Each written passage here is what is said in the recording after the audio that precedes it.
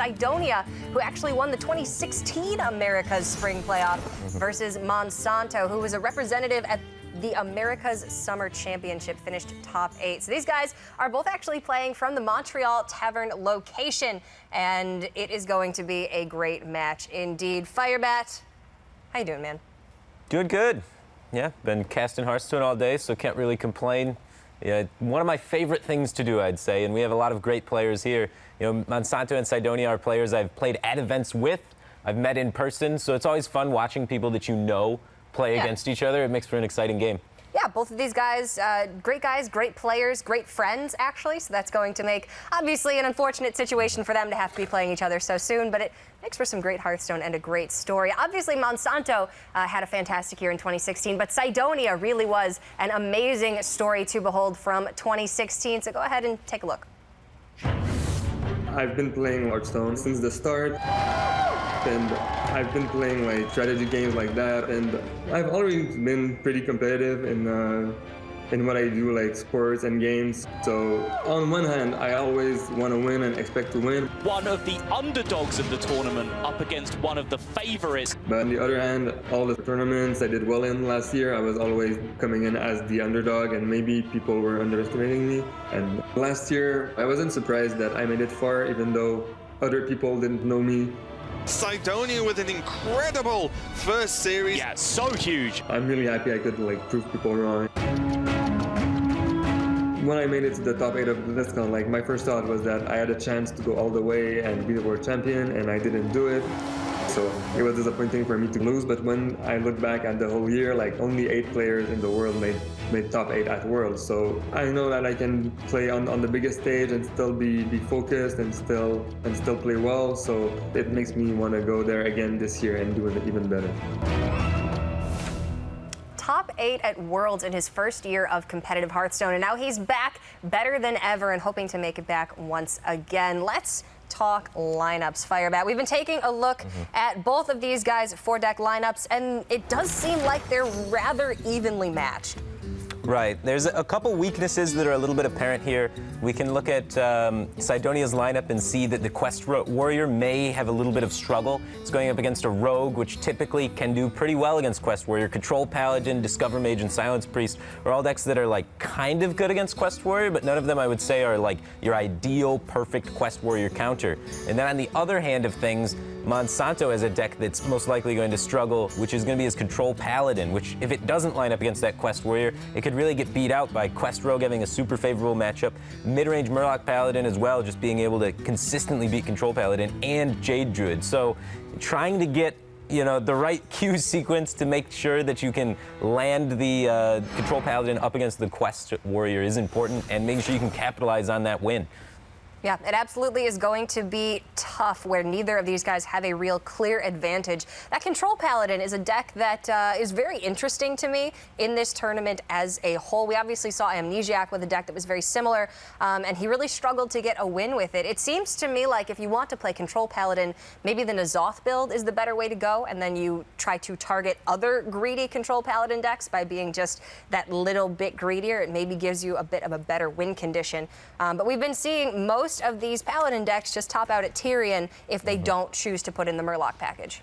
Right, and that can be kind of expensive. One thing that's interesting to note about Monsanto's Control Paladin, whereas it took away some of the extra late game, it has included some cards that just make it exceptionally good versus Taunt Warrior to try and secure up that matchup for him. He has a Vine Cleaver in there and 2 Stampeding Kodos, so he really wants to hit that matchup because those are cards that are just amazing. Stampeding Kodo can come down taking out, an Alley Armorsmith or a Bloodhoof Brave, and Vine Cleaver can basically neutralize the quest completed hero power. So unfortunate for Monsanto, though, he's lined up with the Priest up against the Quest Warrior, and this is a big opportunity for Cydonia. If he's able to navigate through this matchup, which I wouldn't say is particularly favored for the Taunt Warrior, but if he's able to squeak out a win here with the Taunt Warrior, he's going to be in a commanding position to take this series going forward. This is definitely one of his best options to take a win with the Quest Warrior in this series. And what you really want to do against this combo Priest variant that Monsanto has with all the silence mechanics is you need to keep them off the board, period. And the Warrior has a lot of very efficient removal using Fiery War Axe in the early game. Brawl obviously executes, that you can keep the board state very small and hope to really mitigate the effect of Divine Spirit Inner Fire combo. Yeah, that's the plan anyway in the beginning. ideal but world. yeah, you can run into trouble as sometimes you run out of removal. Sometimes you don't have enough to get the job done. Sometimes you don't have the brawls line up correctly for you, and one minion sticks. And sometimes that's all it takes is one minion to stick. The important part from the priest's perspective, though, is trying to maximize the amount of divine spirits you can have by generating additional divine spirits off of shadow visions to try and increase your burst potential so that the warrior opponent cannot outlast it, and they're forced into a situation where they have to kill you. They can't just sit around all day. And one of the best ways to improve your divine spirits and just make your deck faster and uncontrollable by the taunt warrior that's trying to control your combo plan is maximizing your draw. So it's important to time the Northshire Cleric appropriately. Now, I do want to ask, it did look like Cydonia mulliganed away his quest in this matchup, did not play it on one, Right. does not have it in hand. Is that something that you would advise doing against Silence Priest? I think that it's a bold way to play the matchup, right? So what Cydonia is saying when he's doing that is he's saying, I don't need to pressure you to win this game. I don't need to complete my quest. I don't need to actually kill you. I will win by having more resources than you at the end of the game by removing all of your threats. So kind of like what you were saying in the beginning, where his plan is to remove all of the threats. I think that is ambitious. Personally, Lofty goal. yeah, I feel like it puts a lot of the power in the hands of the priest. I think if the priest is able to navigate the matchup correctly with unlimited time, the priest can win. So now that Monsanto does not have to worry about the potential quest being completed and that Ragnar's hero power being unlocked, he can really take his time and make sure he gets max value out of Northshire Cleric. He can hold back and set up Lyra to get additional value off of that. He needs to just make sure that he recognizes, hey, Cydonia's not trying to complete the quest. I don't need to, go out guns blazing. I can slow this down. I can, build my entire combo up. So I really like him playing the Razor Leaf here rather than the Northshire Cleric, holding on to that, trying to just guarantee he can get value. Here we can see Cydonia actually had to play against the other representative playing at the Montreal Tavern, Doc Pone, in round 2. Did take a win there. And if he beats Monsanto, he will then have team killed all of the Canadian players at the Montreal location. Right. It's something to brag about for sure. Being able to beat up on all your friends is always a good feeling and a bad feeling at the same time. I could take those wins. Monsanto here is trying to figure out whether or not he wants to commit the silence. He only has 3 silences in his deck. Obviously, he has the shadow visions to generate additional silence effects, but generating additional silence effects are expensive, as it means you're not going to get further divine spirits to improve your burst. But I'm really not a fan of this play. He's trading the cleric for only 1 draw, kind of accepting the fate that his cleric is only going to be able to draw once. I feel like he could have gotten more value out of that cleric. Oftentimes, the warrior is so afraid of the card draw from the priest, especially when the warrior is not threatening to complete the quest, that they'll execute a cleric if they have no way to kill it. So just, it feels cheap exposing it for only 1 draw like that. Especially since the basis of combo decks is you need the ability to draw. Right. You need to draw into these combo pieces to actually execute your combo, and giving up one of your best methods of draw. I mean, obviously he has 2 copies of Acolyte of Pain in the deck as well. It's still a big sacrifice. Yeah. Usually you want to be trying to make them use their turn to get rid of that, force it to be expensive to them. But Cydonia already had the War Axe equipped. It was not expensive for him to remove that essential resource from Monsanto. So I feel like he could have been taking the game a little more patiently. Now he's in this awkward spot where if he wants to continue this high tempo line that he's committed to, he now has to play a Shambler as a 4-mana 4/8, which sounds good. Like 4-mana 4/8 in a lot of decks isn't bad, but in this deck, it's not. In this deck, it's not what you want. You don't have that many minions that can even attack. So each of them has to be very powerful. And so he's just kind of playing a tempo game, and Taunt Warrior is not a really easy deck to beat in a tempo game like that. It just kind of walks out. He's playing 1 threat at a time into a deck that tries to remove things 1 at a time. I mean, Monsanto is looking to build his minions' health up to, enormous numbers with the use of Divine Spirit. And the only real absolute removal that Cydonia has is the 2 copies of Execute and 2 copies of Brawl. Sleep with the Fishes will deal a limited amount of damage. Obviously, minion combat can only do so much. So you really want to try and bait out that hard removal while you can to then get your large minions to stick and win the game with those. So it does feel like maybe he's taking it a bit too quickly, sacrificing some of those really valuable resources that he could have gotten some more value out of. Yeah, he's got a different game plan in mind. I think what he's trying to do is, I guess, exhaust some of Cydonia's early resources to try and set up for Lyra. He did hold back Power Word Shield, which he could have used earlier on to protect the Northshire Cleric.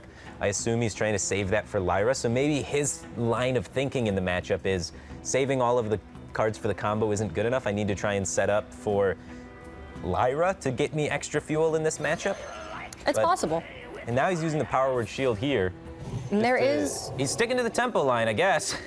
There is also the fringe situation of Cydonia will be playing cards like Bloodhoof Brave and Ally Armorsmith that have 2 attack and high health totals. Right. You do have access to Potion of Madness, which you then can use Divine Spirit Inner Fire potentially on one of Cydonia's minions as a lethal potential somewhere down the line. Yeah.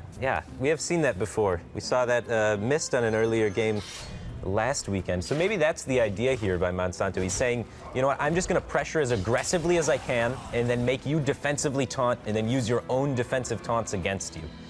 And then with that little bit of added value from Lyra, maybe you pull some more damage to be able to finish the game. It's an interesting approach to the matchup. And it's kind of working right now. He's been able to hit, 2 of his 3 silences. He's activated a couple of threats, and he's pushing in a decent amount of chip damage. Cydonia is still at 25, but starting to make way.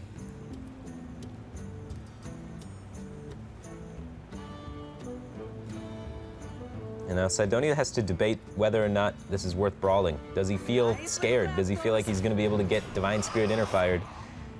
And he knows there's only 1 silence left in the deck for Monsanto, so there's not going to be a lot of additional threats that could come out. The only thing that he's really afraid of is 1, losing the brawl, and 2, Lyra. That's the only other real minion. Otherwise, it has to be a 2-card combo really to punish him in this situation. Well, that's quite unfortunate. Yeah. Shadow Visions could pull Inner Fire with the Cabal Talon Priest. That would be 11 max damage. You just still saw have plenty of time, an though. execute and a brawl used. You could just go wide on the board as Monsanto, just set up the Acolyte to try and fish for multiple draws. Acolyte plus Talon Priest, and just camp on that. Hopefully there's no second brawl for you. There is only 2 brawls in the deck because this is Hearthstone and you can only play 2 copies of a card. We're not playing Arena today. Right. So it's not that likely for Cydonia to have the second brawl at this point, and you could maybe just refill your hand with the Acolyte.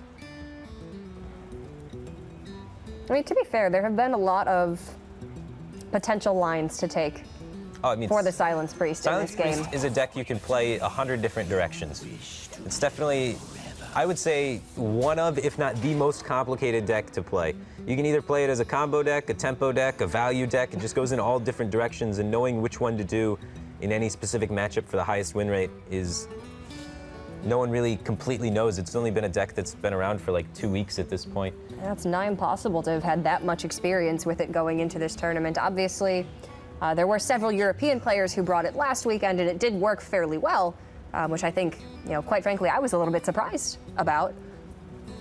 Yeah, it was definitely surprising to see it. There was like 4 players, I think, out of the top 8 had some variation of Combo Priest.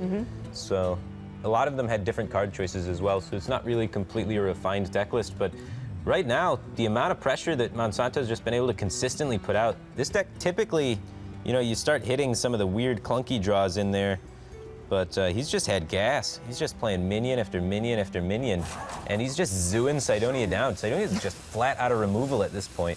Yeah, Silence Priest doesn't usually play as a mid-range priest build type thing, but that's kind of what's happening here. Right. And forcing Cydonia to use some removal inefficiently, netting Monsanto 3 cards in the process. Yeah, he's playing really scared of that Divine Spirit Inner Fire, and he's having to use a lot of resources to try and make sure that that cannot happen, and in the process is just giving Monsanto more gas to play onto the table here. Well, Monsanto has a lot of decisions to make this turn, and obviously last year was such a big year for Cydonia. Let's take a look at what he thinks is his biggest strength while Monsanto goes off on this Lyra turn. I know that I can play on the biggest stage and still be focused and still play well, where my opponent might be really nervous and play worse because of it, but I'll be really calm and just be able to play as well as I normally do in those settings.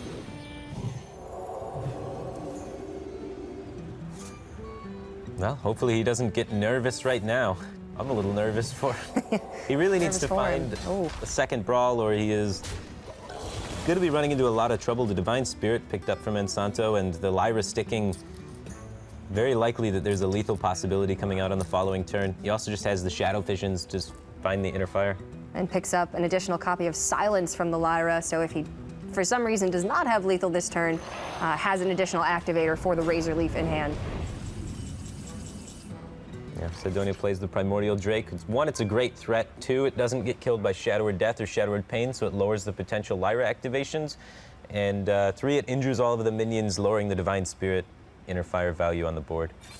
But this is going to be a crazy amount of value generated for Monsanto. Picks up the Inner Fire if he wants it. Well, fortunately for Cydonia, Dragonfire Potion doesn't hit dragons. Yeah, but he has the Silence just to get rid of the taunt, so he's probably going to find lethal here. It's going to be 16 on board.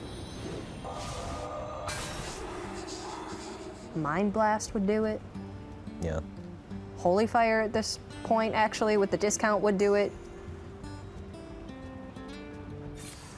Another Divine Spirit. Yeah. Mass Dispels, no help though. He's looking for the lethal. That should be able to get there a lot of the time. He has two Divine Spirits still because the one was Yeah, that's it. discovered. All right, well, maybe an unconventional path to victory, but in this case worked out very well for Monsanto, and he's going to go up 1-0.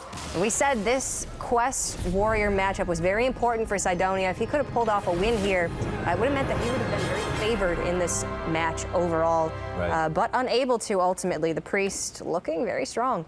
Yeah, I like how Monsanto just adapted to his hand. He drew silences and the minions you're supposed to silence, and then he was like, well, let's not play this as a combo deck anymore. Let's just play this as a mid-range deck. And turns out pretty good. I have a 3-mana 4/8. I have a Purify. Yeah, that's good enough. Yeah. It worked out. So he's going to go up 1-0 now. Still a couple of iffy matchups for Monsanto, but definitely that was a big win for him.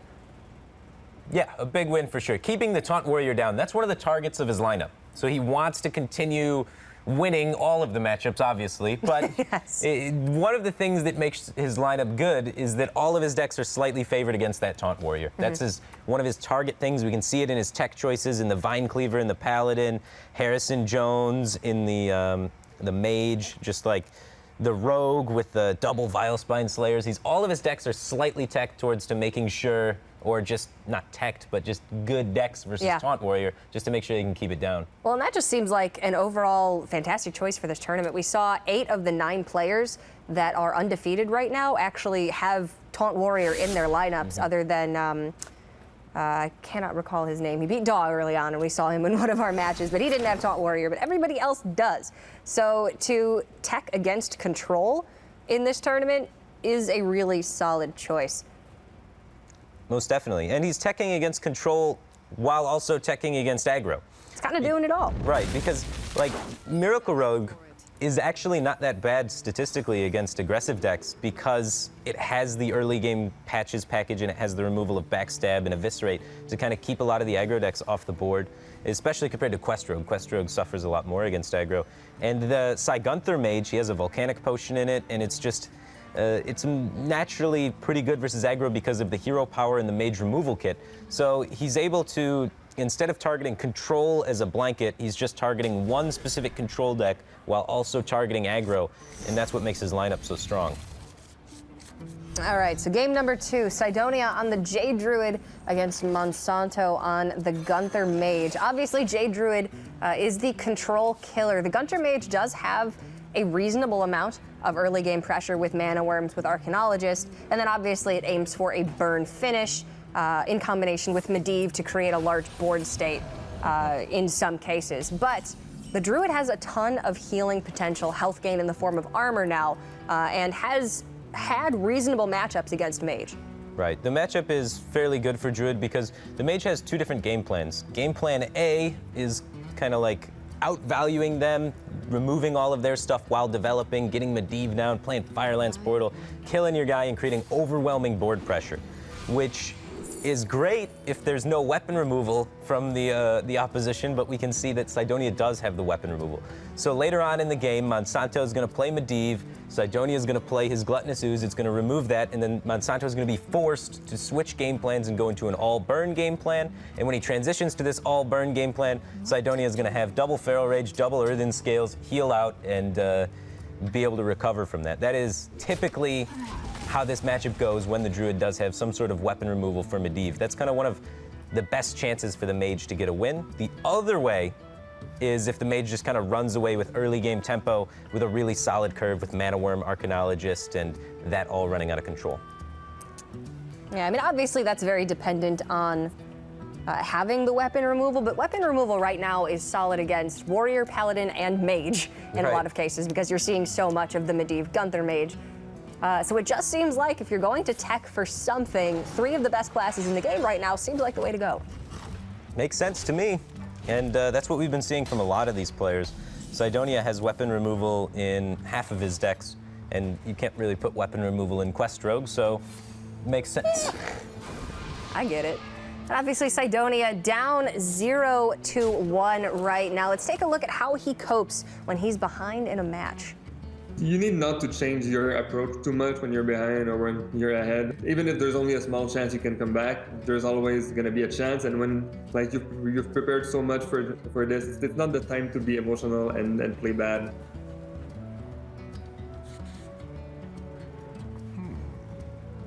It's a very get down to business kind of guy, doesn't want to get too emotional even when he's behind in an important match. And obviously a 2-1 record is good right now, but if you do get those 2 losses early on, then your tiebreakers can be really, really poor, which makes it very difficult to get into the cut to top 8. Right. Those tiebreakers always seem to matter. But he's going to forgo going for Nourish for Crystals here. He thought about it for a little bit. That's what was the deliberation. He had the ability to Innervate Nourish to generate extra mana crystals, allowing him to still hero power off the Mana Worm that turn, but decides against it, wants to hold on to this Nourish for card draw later on because he recognizes his win condition in the matchup. And the win condition is, well, the Mana Worm's not snowballing out of control, so problem A is answered. Stop the Mage's early game. Now, problem B is stop the Medivh, and he can do that already with the Gluttonous Ooze. And then problem 3 is just heal out of range. And he's going to need card draw to be able to do that, not mana to be able to do that. So when you can just answer all 3 points of attack from what the Mage is trying to do, then you can just be the control deck and control the game to your pace and not have to worry about anything. So I really like the play by Cydonia forgoing the Innervate Nourish for Crystals there. It really is very good for the Druid that there is such limited development from the Gunther Mage in the mid game. Really, you're limited to Firelands Portal and Medivh. Right, yeah. And if you're able to deal with Medivh, then the Druid will 9 times out of 10 have enough board development to be able to deal with 5-drops that come out of Firelands Portal, which can vary greatly in actual usefulness. So once you got those 3 bases covered, the Druid is very comfortable. Mm-hmm. And you just try and maximize draws so you can consistently find the healing. So I like the game plan. I think it's the way you play the matchup. It's going to be innervating out Aya now just to get some control onto the board. Probably to follow up with Burgly Bully.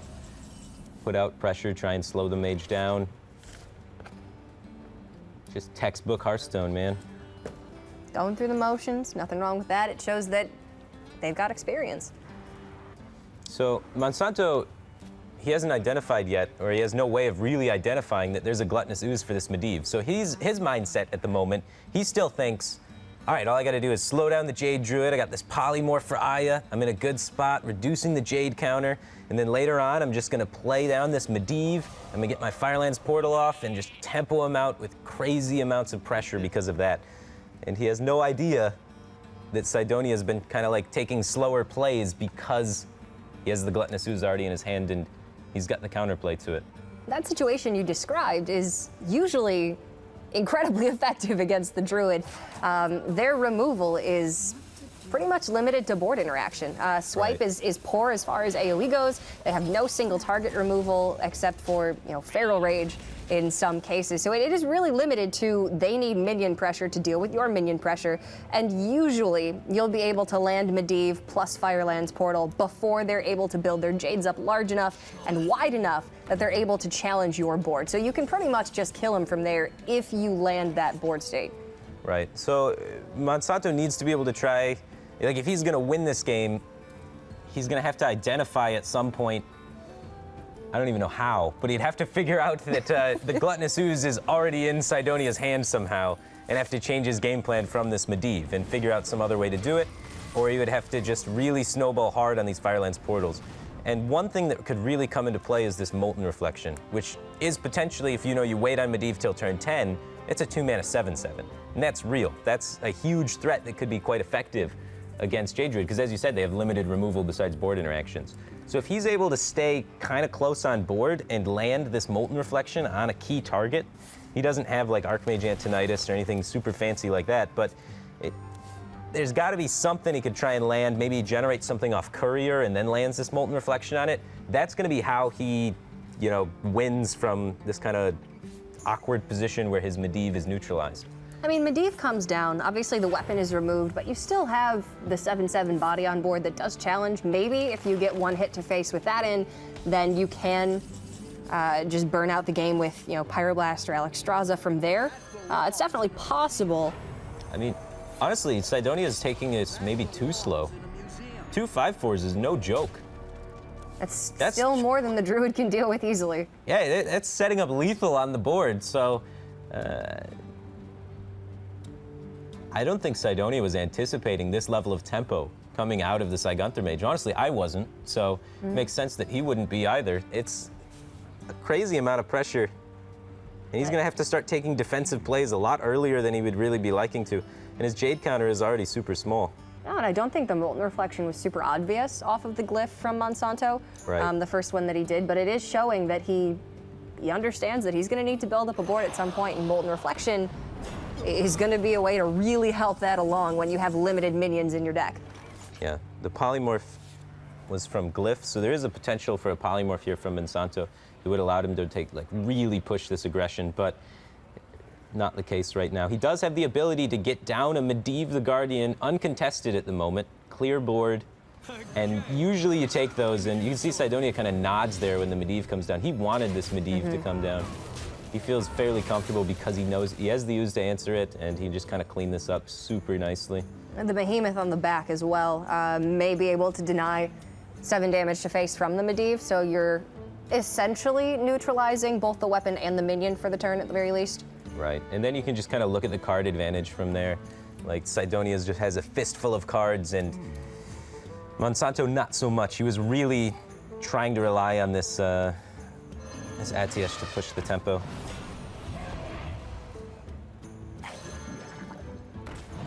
Yeah.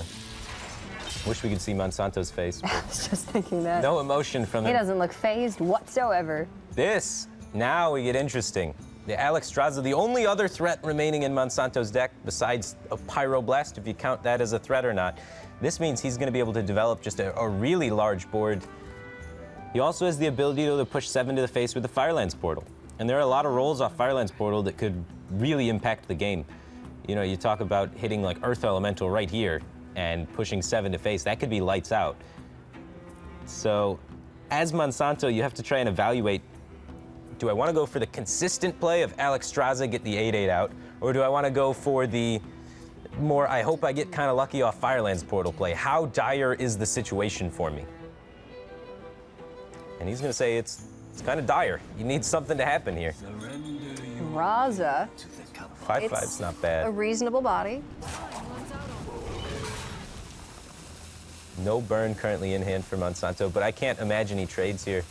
Even with Alexstrasza in hand, it just seems like you're never really going to be able to close the game by trading. Jades are going to be 4/4 now for Cydonia.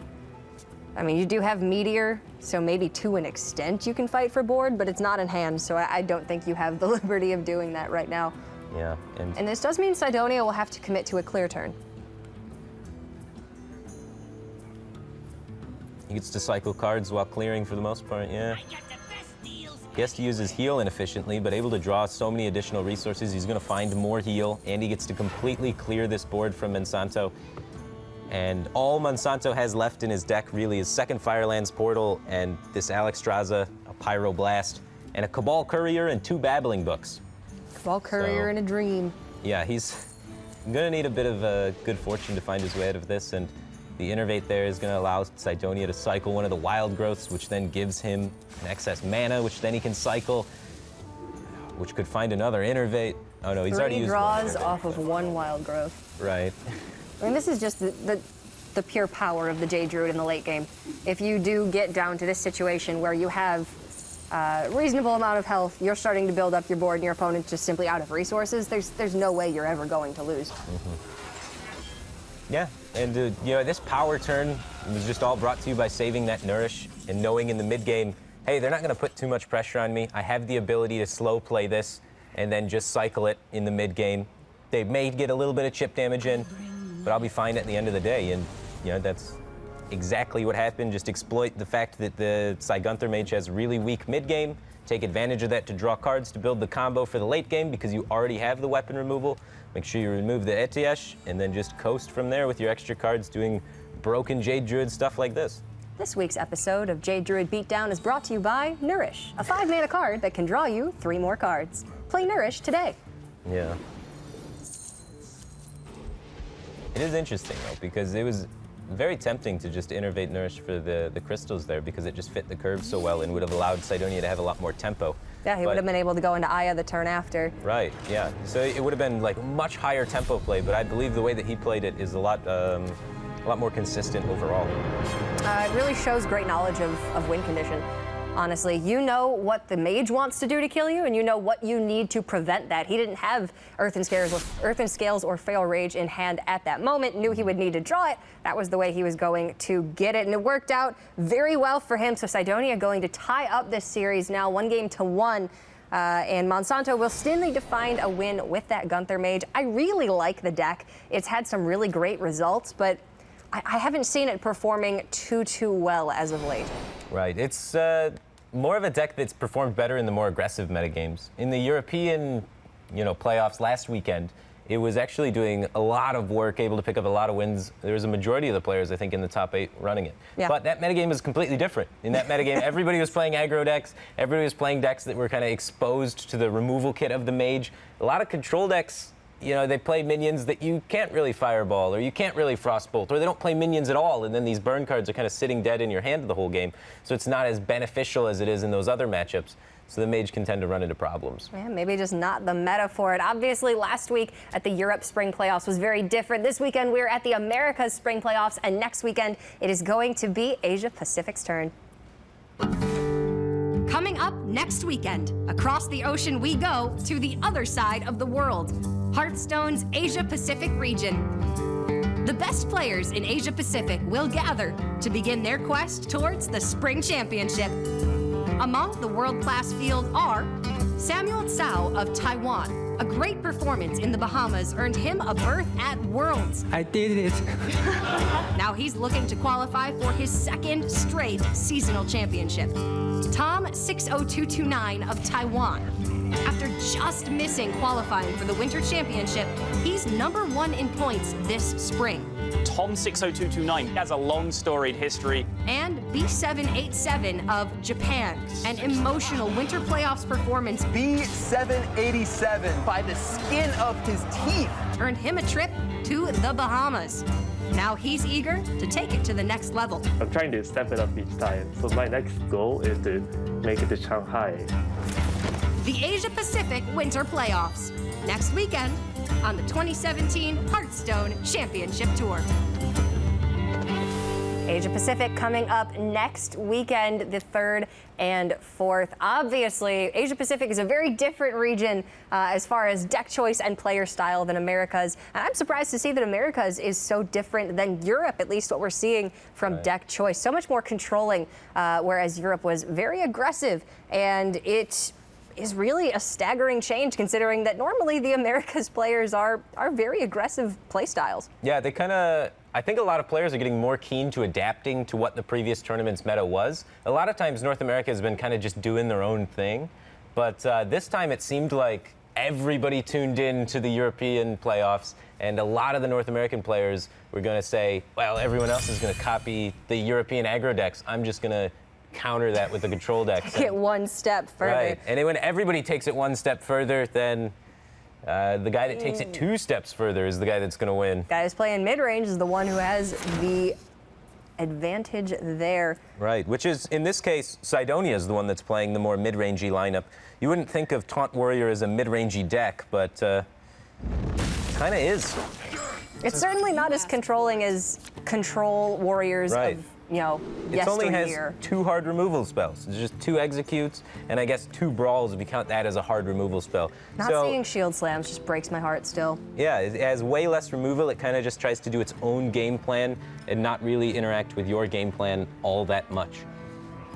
All right, well, it is going to be Cydonia bringing back out the Quest Warrior and Monsanto bringing back out his Mage. Harrison Jones immediately in the opening hand for Monsanto going to be a really effective tech choice against the Warrior.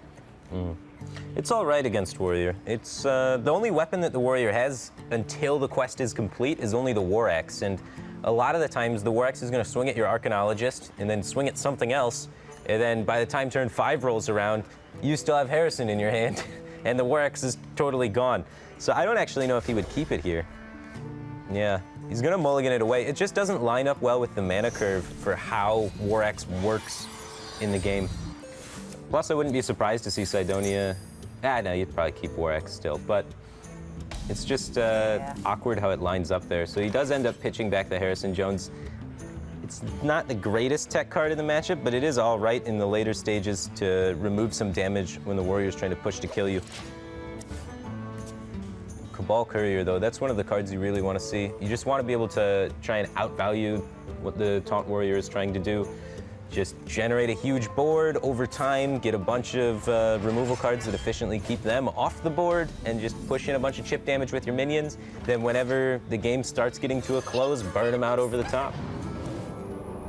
Yeah, the Quest Warrior has really limited armor gain. I think 1 copy of Shield Block for Cydonia, and then just the Armor Up Hero Power, which you don't really want to be using all that much. You would rather be furthering yourselves towards your quest, making good use out of weapons and early taunt minions. So certainly not as well positioned as the Jade Druid was as far as armor gain. Right, yeah. It's kind of funny that As Warrior... silly as that sounds. Yeah, Warrior has much worse armor gain. A lot of players in their Taunt Warrior don't even run shield block, so it's unique that Cydonia has this shield block, and this is really the matchup for shield block. That's why it's in your deck a lot of the times, is this specific matchup. It really helps out in the later stages of the game, so you can start pushing face with that Ragnaros Hero Power, start pressuring the Mage, and close the game out. One thing he is missing, though, that would really help him against Mage is weapon removal. Not having weapon removal from the Medivh does allow the Mage to potentially outvalue you in the mid-game if they can hold on to those Firelands portals, Meteors, or Flame Strikes to make sure they can get a lot of ATS value.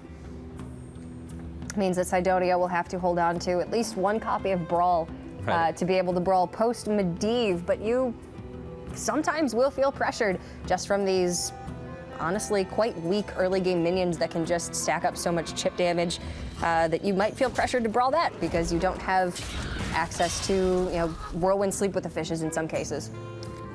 So really need to efficiently make use of your valuable removal. And Cydonia does have 2 copies of Armor Smith, so the armor gain potentially can be a little bit higher than we're used to seeing in the Quest Warrior builds. Right. I think that is more so to tech against aggression, but obviously also works well in this situation.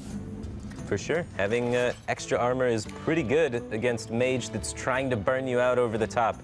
So he's got to line up the brawls against the wide boards that Monsanto can create. He's got to line up the execute against the Alexstrasza, ideally, and he's got to line up enough armor gain to make sure that he can kind of beat the threat of the Pyroblast. So there are the tools kind of in the Warrior deck to do it. The problem is the Warrior generally has a worse draw engine and doesn't always have the ability to line those answers up the way they want to, and that's why the matchup's kind of Mage favored.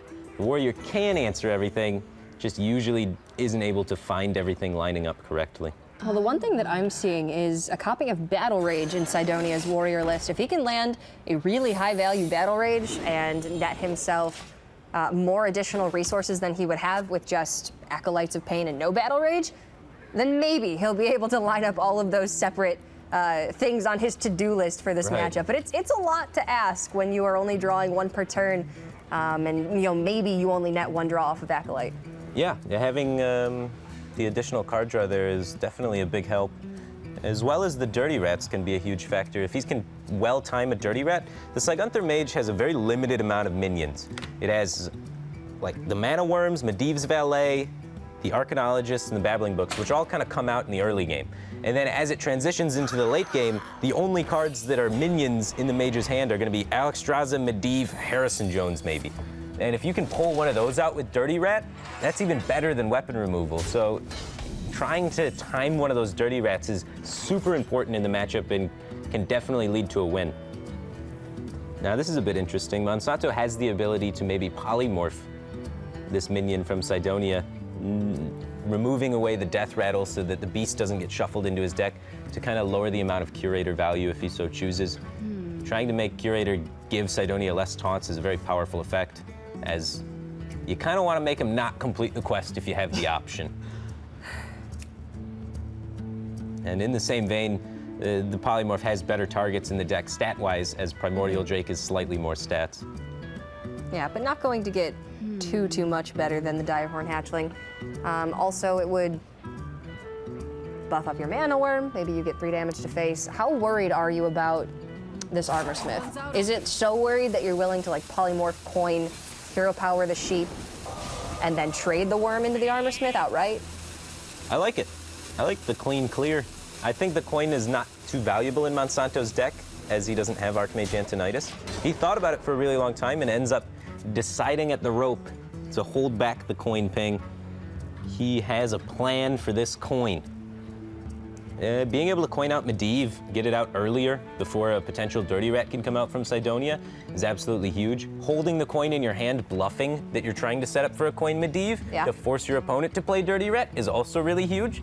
So there's a lot of tricky little things about holding that coin that I imagine he's thinking about. And Cydonia is probably going to be worried, seeing that that coin is still there, that maybe there's a Medivh looming around the corner to come out, on turn 7.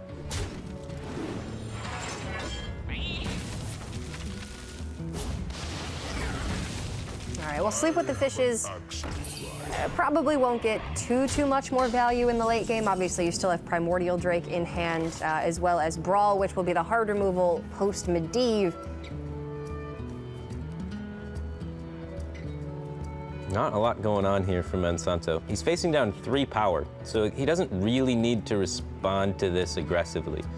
So he could just ping Cydonia in the face and pass if he really wanted to. He's got to think about how valuable is playing this Babbling Book, what's a random card off it that's a spell really going to accomplish in this situation, compared to how valuable is it to hold it for denying Dirty Rat from sniping his Medivh later on, or what have you. Because as it stands, he has no other minions in his hand. So if he does draw Medivh and Cydonia wants to try and Dirty Rat him, he could find himself in a bit of trouble. He does end up playing it, though. There aren't too many spells that are more valuable than not having your Medivh pulled from hand. Right.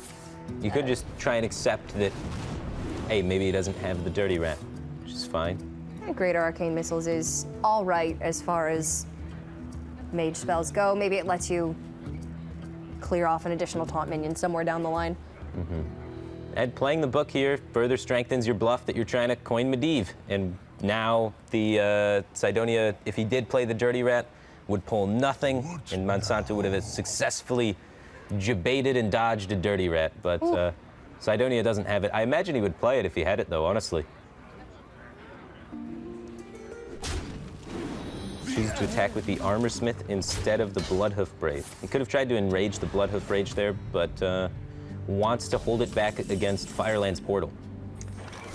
Well, wisely so. Yeah. Fireland's off the top for Monsanto. Yeah, I believe if Cydonia had pretty much any taunt here in hand, it would have come down this turn, obviously except for Primordial Drake, where it physically cannot due to mana cost, because Cydonia is still at 2 out of 7 taunt minions having been played. And when you're pretty much only playing 1 taunt per turn, you're still looking at minimum 5 turns before you're able to complete this quest and get it online. That's a lot of time for the mage to gather even more resources, and they're already ahead of you. Yeah, it's not looking great for Cydonia as far as quest completion goes. He wants to be drawing into his Stonehill defenders and the Curator to try and speed up that process. Monsanto just fires off the missiles here. He doesn't think the missiles is going to get too much better of a board to try and get some work done. Unfortunately for him, it doesn't even answer the Bloodhoof Brave. But what else was it going to do in the future, right? It's like the worst card in his hand, and he needed to do something, kind of, because his hand's getting a little clunky. Best case scenario, you were clearing the board. Right. Stonehill off the top, potentially, could have netted Cydonia a Direhorn or an Alley Armorsmith, would have made for a great turn 8. These are less good, but at least it is essentially 2 taunts towards his quest. Right, that's the important part. They're taunts towards the quest, and being able to squeeze in an armor up's not that bad. So you probably take the Pompous Thespian, because it's the most pressure on this turn, and then squeeze in the armor up. He's going to take the Lord of the Arena. He really wants to just juice value. So I guess Cydonia is feeling like his hand just doesn't have enough gas in it, and that he's going to get overwhelmed by Monsanto's board presence if he doesn't take something big. I can see it. There's definitely a distinction in hand size at the moment. I mean, it makes sense. Monsanto only has so much hard removal, and, you know, Cydonia is probably thinking, eventually one of these minions can stick, and once I finish my quest, I'll have something to back up Sulfurous and the Rag hero power. I mean, you need some form of pressure on the board afterwards, otherwise you're gonna struggle a little bit. Right, that's why you keep the quest in this matchup. You do need pressure. You do need to kill the mage. Mage just has its way of eventually finding enough damage if you give it infinite time. Monsanto still... I would like to see him try and hold back this Babbling Book. He has plenty of spells in hand that do various stuff. I don't think there's going to be an additional spell he could draw that really helps him in this situation. He has utility spells for every purpose. So holding back this Babbling Book allows him to beat Dirty Rat in the future. And that's a huge part of this matchup right now, is just avoiding the Dirty Rat and making sure your Medivh can come down.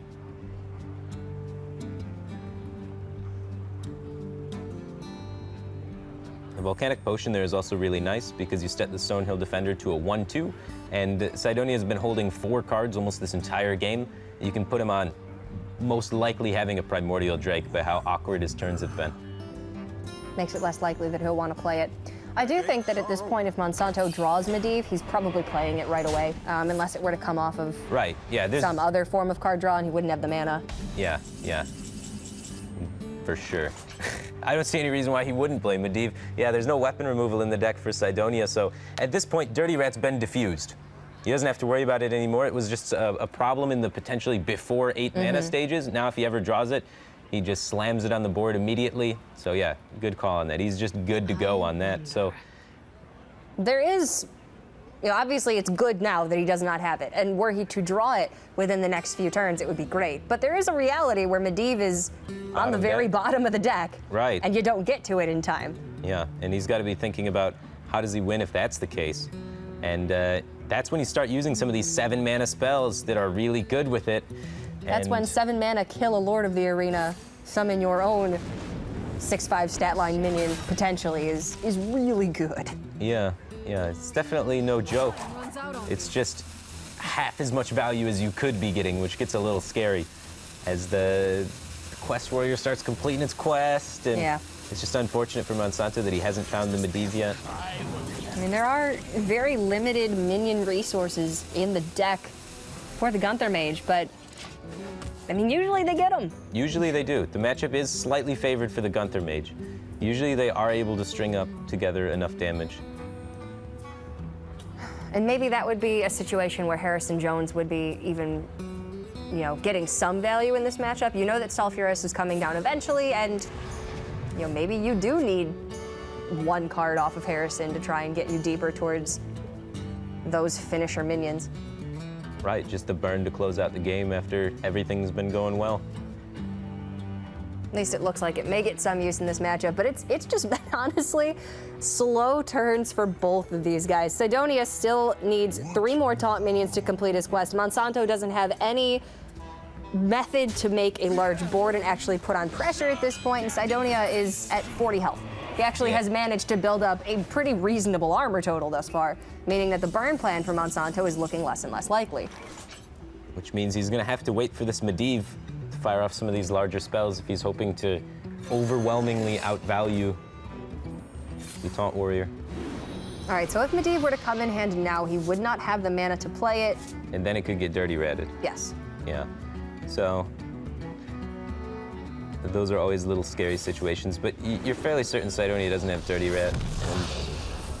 And it looks like he's just kind of going off with all of the spells at the moment. He's not really holding back for it. He's hoping to tempo out this Mana Worm and this 4/4 to try and get in enough chip damage, land Alexstrasza, and then hit his opponent for, 25. He's got 25 burn in hand at the moment. So although Cydonia's life total is impressive, so is Monsanto's burn. Okay. How much of that burn are you willing to sacrifice? Yeah. I mean, That is Fireball the question. Valet clears the Primordial Drake, gives you a 2/3 on board, Right. but it's not enough pressure for you, and then you're sacrificing 6 damage. He has 10 cards left. If he just starts launching burn now, he has 10% to draw the Alexstrasza, and then he could play Alex and then try and finish him. If he just were to try and knock out the armor. Yeah. So that's an option. Not a good one.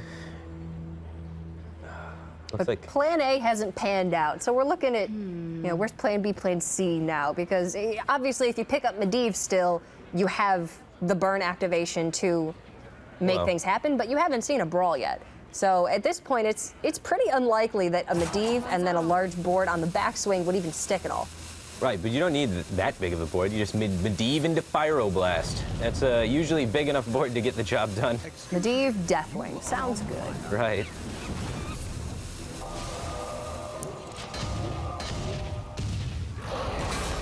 All right, Fireball more valuable than Flame Strike. There's a taunt that allows Cydonia to complete the quest and then equip it and start using the hero power.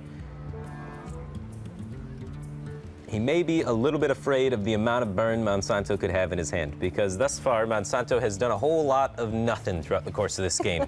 And when your mage opponent is not doing a lot of things, that usually means they have a lot of fireballs in their hand. So he could be afraid to even change his hero power at this point. We can see 28 damage in Monsanto's hand, so we know it's like not even close to being able to kill him at the moment. And plus, just the amount of mana that it takes. I think It's going to take him 4 turns. Right, it's going to take forever, but Monsanto will have ice blocks, so he will be able to buy himself additional turns to try and get there. We've seen 1 Armorsmith from Cydonia. Yep. Yeah, he's going to take a little bit of a slower route, though. I mean, Monsanto's big strength, as he says, is his play with combo decks. He loves playing Freeze Mage on ladder. He loved Patron Warrior back when it was available to play last year during his championship run. He has a lot of experience with these types of decks, and now he's going to be able to start putting something together. Yeah. So Cydonia, he still has the armor up hero power, so he still has a chance to make his way out of this situation. So good on him for, not switching to the Sulphurous yet, not going with the Bloodhoof Brave Sulphurous and trying to pressure Monsanto, because with the Alex drawn there, that would have just been GG, because he would have been able to push so much damage behind this. But Cydonia has the armor up ability still, so he can get rid of his opponent's minion and try and armor up out of range of the burn from Monsanto. Well, over the course of 2 turns, Monsanto has 25. Right. Cydonia, over the course of 2 turns, can get up to 27. So he can just make his way out of it slowly. How much more burn is left in the deck for Monsanto? There's not a lot. There's 2 Fireballs, 2 Frostbolts, the Pyroblast. I believe we've seen 1 Firelands Portal, so I think there's another Firelands Portal, We saw... and we have 1 more Medivh's Ballet. Did we see the glyphs? We have seen We saw 2 Babbling Books 2 Babbling Books. with the Arcane Missiles and the Greater Arcane Missiles. Right. So there's probably glyphs left, Yeah. which do have something along the lines of a 40% chance to pick up some form of targeted damage. Right. Most of the time, the targeted damage is not a lot, but Yeah. sometimes all you It's need like is a 2 little. or more. Right, yeah, and I think. he's right on the cusp there, so it might be all it takes. That's a big draw. That is. That will be an additional 2 life for Cydonia because Monsanto can deal 15 with double Fireball Frostbolt on his next turn. Cydonia can armor up to 17 and then heal an additional 4 with the Ally Armorsmith and the Hero Power. So that means that Primordial Glyph now needs to net 4 damage or more. So Frostbolt, Fireball. Flame Geyser would not do it though. Yeah, it needs to put in work.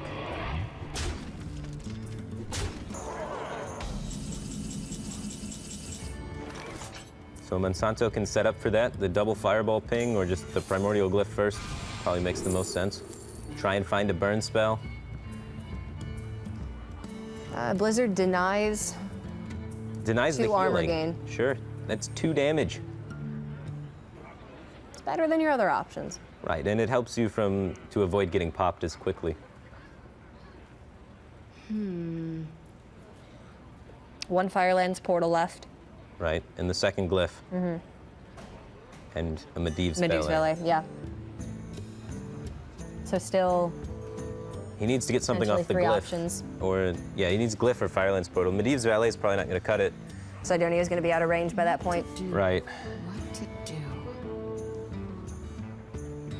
So alongside the Blizzard, he can squeeze in a Frostbolt and a ping. He wants to try and maximize his pings, squeeze in a ping every turn. And then you get 13 next turn with double Fireball ping. Unless he's setting up lethal here somehow. Now he's missing a ping potentially. But what does this open up? To miss the ping here, now he can go... Now he's setting up for the Medivh's Valet top deck. So it makes Medivh's Valet live for 1 turn to squeeze it in this way. It's true. You can valet or yeah. It would have worked either way. You could have squeezed in the ping this turn, went ping Frostbolt, and then went Fireball, Medivh's Valet. Medivh's Valet. Right. So it's just Either way, you've potentially- got the 2 mana left over. Yeah, it's potentially missing a ping going forward. Yeah, 1 damage. I mean, obviously the Warrior's healing in increments of 2, but when they're at 13 and you've got Made to 9, odd numbers. 1 damage could definitely matter. Cydonia's He's going for it. just trying to push for lethal.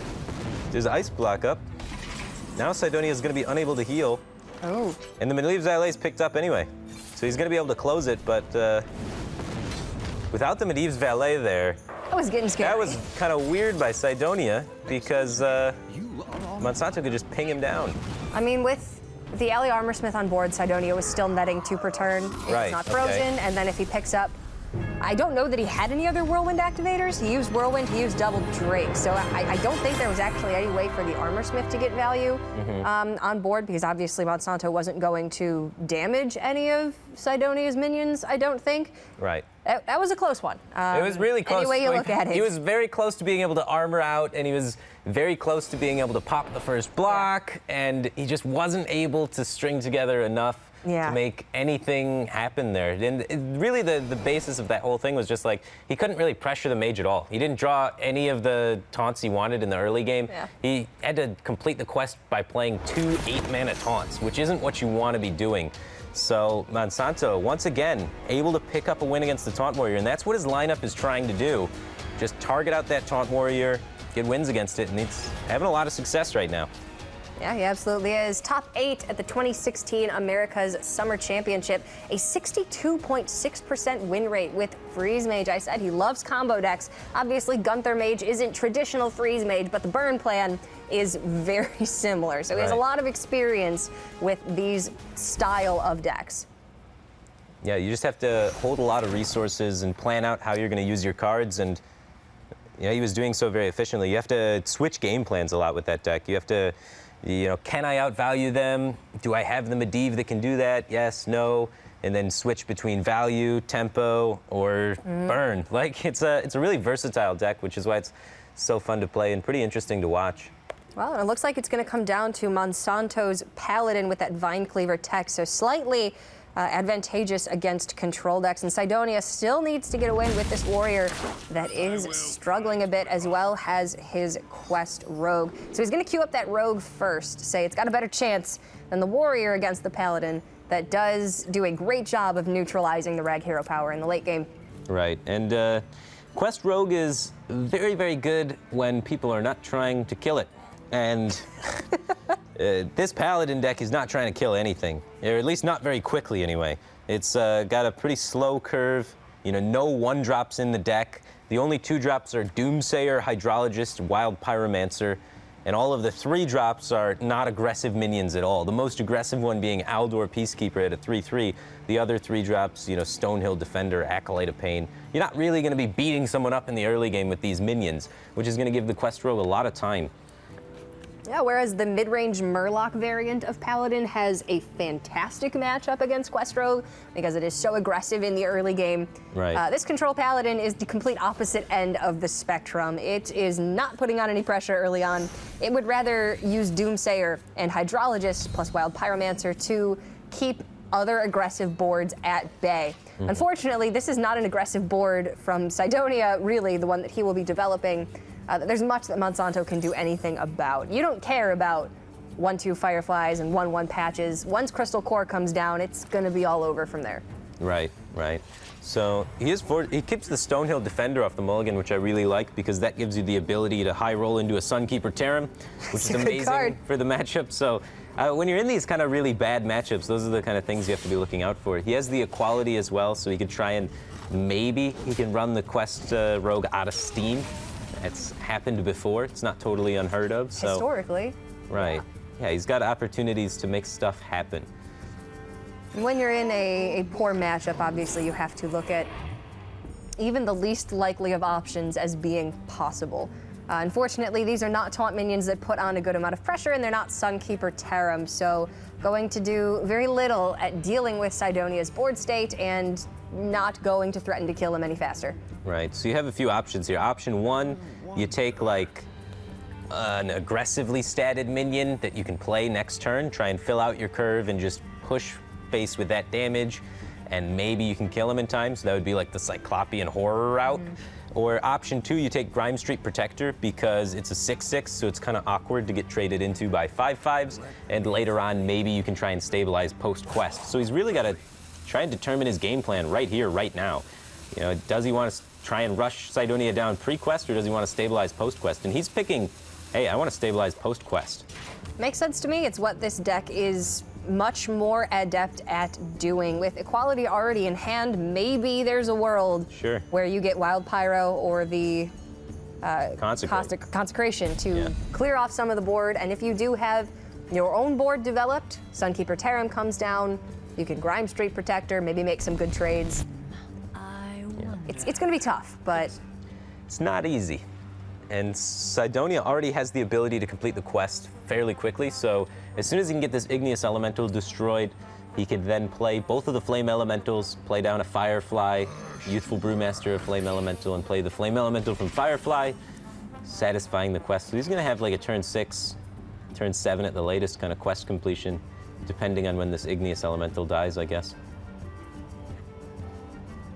And then Vanish in hand. If you can pick up preparation somewhere along the way, vanish any board that Monsanto may be able to build up, which is going to be small, likely at best, and then you are able to develop with your cheap minions on the backswing.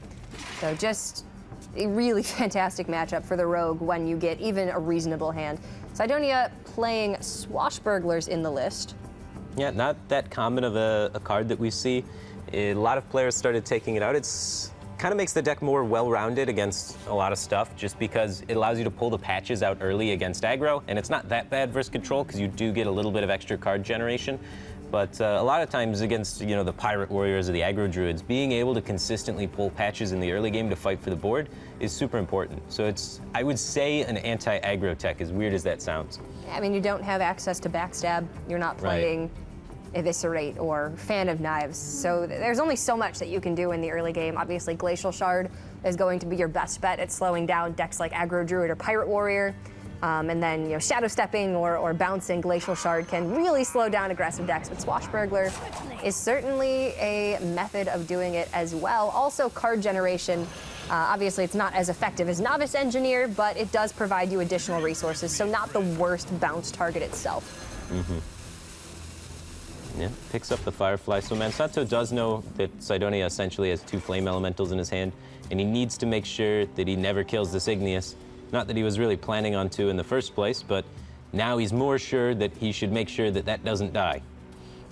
Which, at some point, he might even try and Forbidden Healing it. Not even kidding. As silly as that sounds, yeah. I mean, you play against Quest Rogue as any deck that can deny the death of the Igneous Elemental. I mean, I've been a priest several times where I've Potion of Madness aggressively just to put some Flame Elementals in my own hand. You need to avoid giving them the additional minions and the additional resources to complete the quest. Yeah, post-quest, Monsanto's hand is fairly strong, having the Primordial Drake equality on 10. He has the Grime Street Enforcer, which is a great 6/6. Ragnaros the Light Lord, which heals him for 8 and then kills 2 5/5s, which isn't bad. If he picks up Tyrion, he's all set. Tyrion is like one of the greatest cards against Quest Rogue, just shutting down tons of 5/5s, then giving you a weapon which kills 5/5s. Because they have to trade in a minion to get rid of the bubble, and then it requires 2 more minions to kill the Tyrion body. So, Control Paladin's not at a total loss after the quest. They just, if the quest's completed early enough, it's a huge bummer for them. Yeah, I mean, in which case Forbidden Healing is fantastic because Ashbringer kills an additional 3 minions if you're going for the run your opponent out of resources game plan, which it does seem like is what Monsanto has committed to. Yep.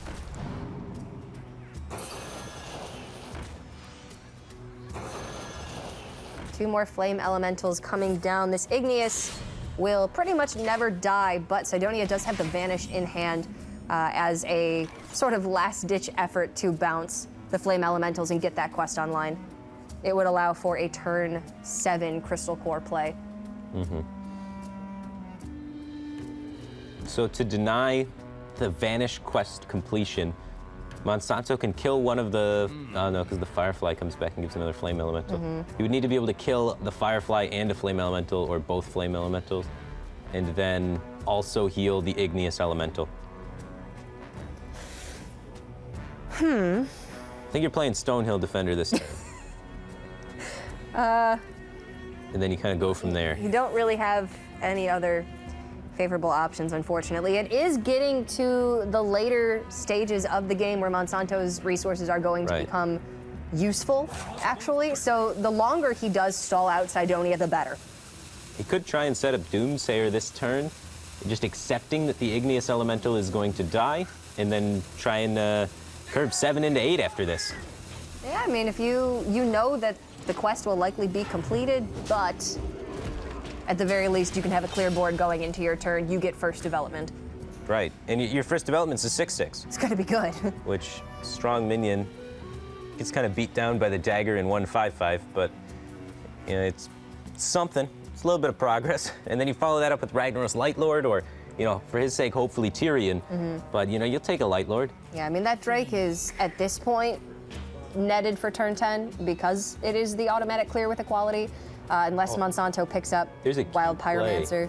What's the cute play? You get Aldor Peacekeeper the Doomsayer, Kill off the Igneous. and then kill off the Igneous, and then play the Igneous Elementals, like the Flame Elementals, to complete the quest on this turn, so that he would be able to play the quest on the next turn easier. You wouldn't have to use your Vanish. I mean, this way he is still looking for a way to kill off that Igneous or 2 bounce effects. You can Vanish and then Flame Elemental, coin Flame Elemental next turn, but then that's a turn 8 quest completion. It's a really slow quest completion as it is right now. Yeah. I mean, the thought is, if Monsanto develops anything, Igneous is dying. Igneous dies, and then when Igneous dies, you play the 2 Flame Elementals, complete the quest, win the game from there, because you still have this giant board. So Monsanto does really need to think about clearing on this turn. Not protecting his Doomsayer last turn kind of walked him into a little bit of trouble. I'm really wondering if it was almost better to just not play anything this turn, because you can kind of tell that he hasn't had any bounce effects. He's gonna heal it, yeah. Yeah. It's finally come to this. It was either this or don't play anything. Right. At that point, he's kind of committed to it. So he's denying the Igneous from Cydonia from dying, trying to shut down that value, trying to make sure he can delay the quest even further. And this sets up for a nice Primordial Drake, too. That's not a bad minion to have against Quest Rogue. No, I mean, if you clear off the flame elementals that come down, that's essentially killing 2 5/5 statted bodies just before they've been turned into 5/5s, and then it's going to take up at least 2 attacks, severely weakening those minions that maybe then you can clear up with, True Silver or a Wild Pyro plus a spell. Yeah. Cydonia does have the ability to use the Vanish here to try and complete the quest if he wants. He has 7 cards in hand, so he won't overdraw. There's quite a few bounce effects left in deck. Maybe it's worth it to try to Mimic Pod. Ooh, he's gonna Vanish first. I would've liked to see him kill off the Stonehill Defender. You can use the 2/3 in both 1/2s. Kill off the Stonehill Defender for free, denying Monsanto an additional resource. So he's kind of just giving Monsanto a free Stonehill Defender. Which, Could be potentially disastrous. That could be a Tyrion or Sunkeeper Tarim. Yeah, that's a big deal. This seems like an ideal time to set up both the Stonehill Defender and Silverback Patriarch just to protect this Doomsayer. Get a nice little tempo swing going into your opponent's quest completion turn. Or actually, not really, because they complete the quest. It takes 5 mana, doesn't it? Yeah, and then if there are 2 chargers, Doomsayer would be able to be killed, and at that point, you're going into 9 mana, so you still can a quality Drake. You know there's 2 chargers in the hand because there's Patches in the South Sea deckhand that just got vanished. Yeah. Because Patches didn't come out when he played the deckhand earlier. So, it was my first play that I thought, but I don't like it. If you Drake now, you know Drake's dying to 2 chargers.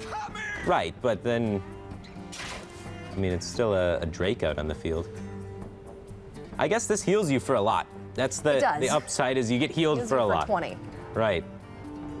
Drake coming down that turn kills 2 5/5s essentially though, because you kill both of the 1/2s that are becoming 5/5s on the next turn.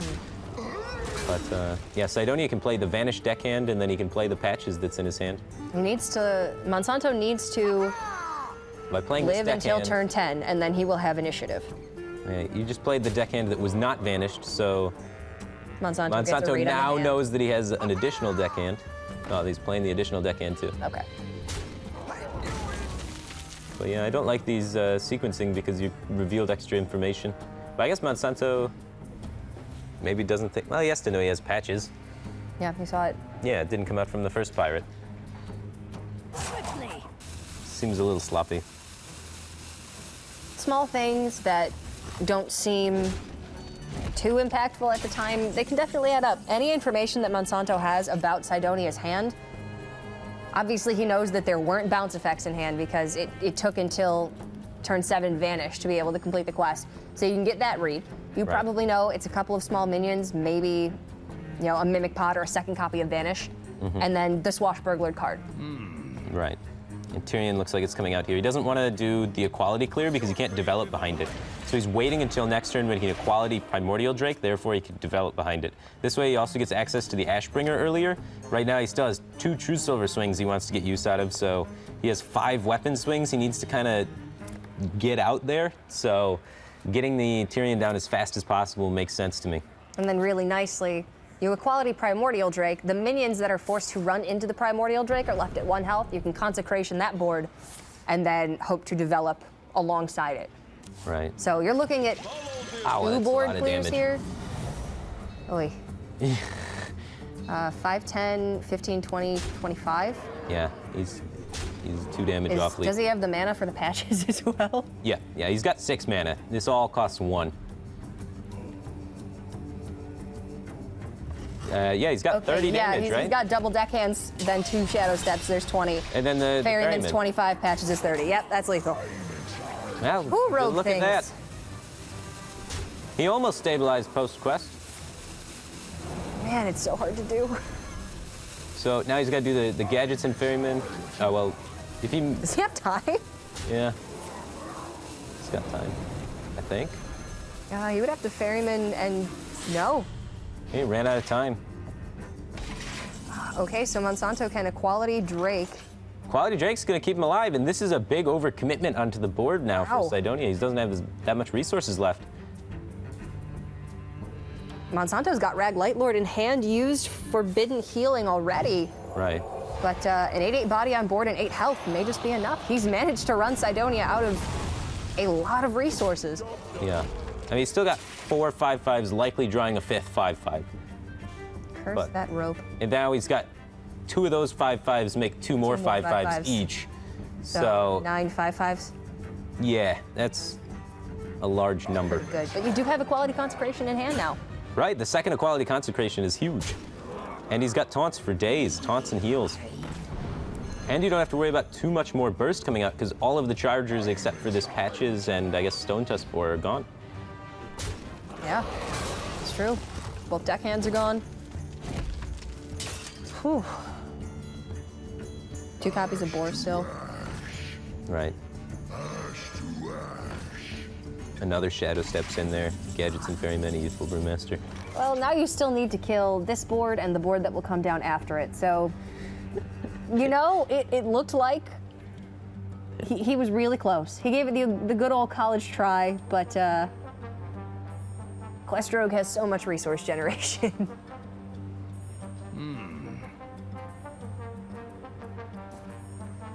He's facing down 21. And then next turn he's guaranteed to be facing down at least 20. If You the can card deal in Cydonia is 10. not a minion. Maybe there's like an eye for an eye out. Right? Like if you can get 10 with your weapon, 5 with the eye for an eye, there's... You need to find an additional 6. Right, and then the 6 comes from your opponent daggering down your Grime Street Enforcer. Okay. Yeah, because that's the Like obvious way to kill it. that's the natural way to kill it without losing 5/5s, right? I don't know. Maybe there's some hope.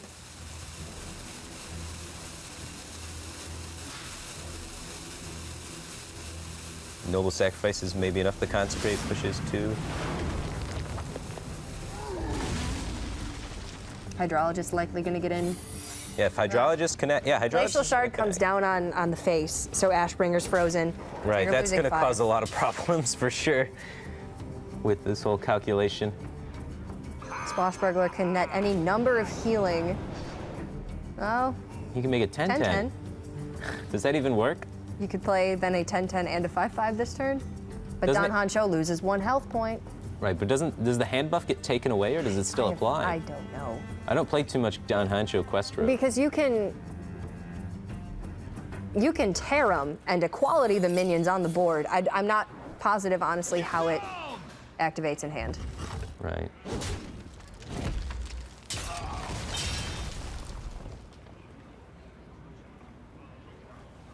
Maybe we'll find out. It would be something new and exciting.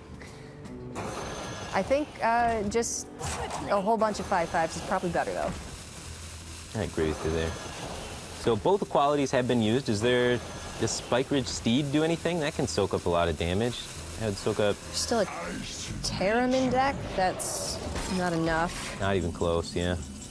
Tyrion, That's going to take that is 2 a attacks lot plus of 5/5s. dagger. Yeah. Yeah, that's about 14 off of stopping it. One more Equality Consecration board clear, and he would have been in this. Right, it was just He would have had it. the back-to-back Igneous Death Rattles caught up to him. So much board flood's able to come out from Cydonia's side. Yeah, that's going to be a tied-up series. Cydonia taking a win with the Quest Rogue. Now still needs to find a win with the Quest Warrior up against Monsanto's Paladin deck. Yeah, this is the matchup that I was talking about pre-game. I was like, the whole series comes down to this. And, yep, that's what ended up happening. Yeah. It's just the weakest decks in the lineup. Conquest is often just defined by whatever deck is the weakest, whatever deck's going to struggle the most. And by far, these 2 decks stand out as the decks that are really going to struggle the most in this series. Ironically enough, we're seeing a lot of both of these decks in the lineups this weekend. Players bringing them, anticipating them to be very strong, and the Control Paladin faltering a little bit. Taunt Warrior has been performing, but unfortunately does not have the best matchup against Control Paladin in the late game. But The Warrior does have a lot of tempo options, whereas the Paladin struggles more in the early to mid game. So maybe the Warrior can apply enough pressure in the early to mid game. I think it's a close matchup. I think it definitely is. I think the Paladin deck isn't super threat dense. The thing that's the scary part for the Taunt Warrior from Cydonia is going to be these stampeding Kodos that Monsanto's playing. He's got 2 of them in there. So if Cydonia is going to win, he's going to need to, develop minions in a way that plays around the 2 of stampeding Kodo and build a board that can, start snowballing and not get beat down by the Paladin player. Because the tempo swings of those Kodos landing are going to be absolutely huge, and that's what could be potentially backbreaking for him. I mean, Cydonia does have 2 copies of Armor Smith and the 2 Acolytes that could pull Stampeding Kodo activators away from Bloodhoof Brave, Alley Armor Smith. Yeah.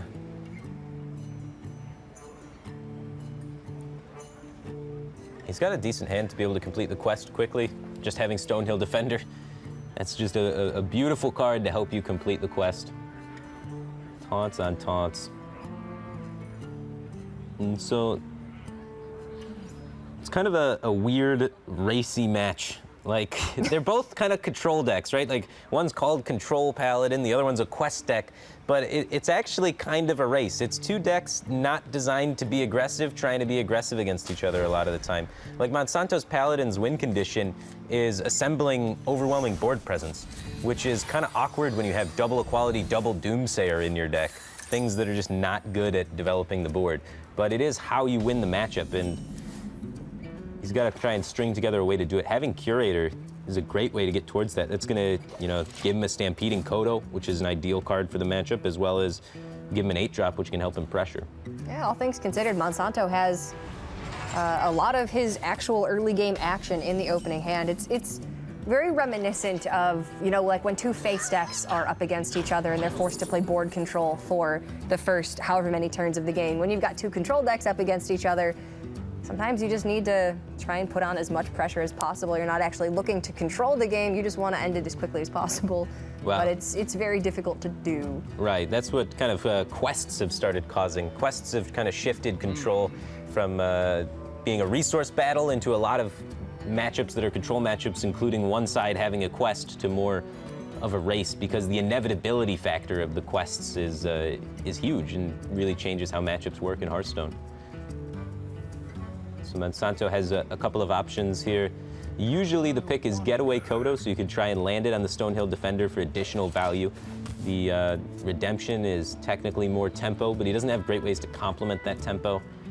So he goes for the Getaway Kodo, trying to just be able to land Stonehill Defender, I imagine, and maybe pick it back up and play it again, continuing getting more powerful taunts. An additional copy of Tyrion or Tarim, even Grime Street Protector in this matchup can do a lot of work, and these are some really underwhelming outcomes for Cydonia. He has not had the best Stonehills through his 3 games of this Warrior deck so far. Yeah, Twilight Geomancer, I think, is the pick. It's a 2-drop. It allows you, like, flexible little taunts are actually pretty good in Taunt Warrior because you can accelerate the rate at which you're getting your quest done.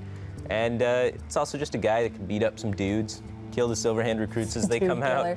Yeah, just sometimes you need that. And Lord of the Arena, I think, is just too garbage of stats to be worth it. So bad. Yeah, you're spending... Even when you pick him in the arena, you don't want to. Right. 6 mana for 11 stats or 2 mana for 5 stats. Like, he is not deserving of his title. Faceless Shambler. Okay, I could see it. The Dirty Rat Faceless Shambler play on 6? Maybe? Or just hoping to have a big minion stick eventually and then Shambler it. Playing for the long game because he says, you know what, my hand's good enough right now. I got enough things I want to be doing in my upcoming turns. Interesting pick for sure. If you end up getting your Diorman Hatchling killed off, drawing into the Matriarch, potentially on turn 9 or 10, you can Matriarch, Faceless Shambler. It's a lot of stats. Late game combos. Meanwhile, Monsanto gets that Sunkeeper Tarim, one of the best pressure cards in Paladin. Allows you to, activate your board, turning all your Silverhand recruits into something that actually deals damage and put on a lot of pressure.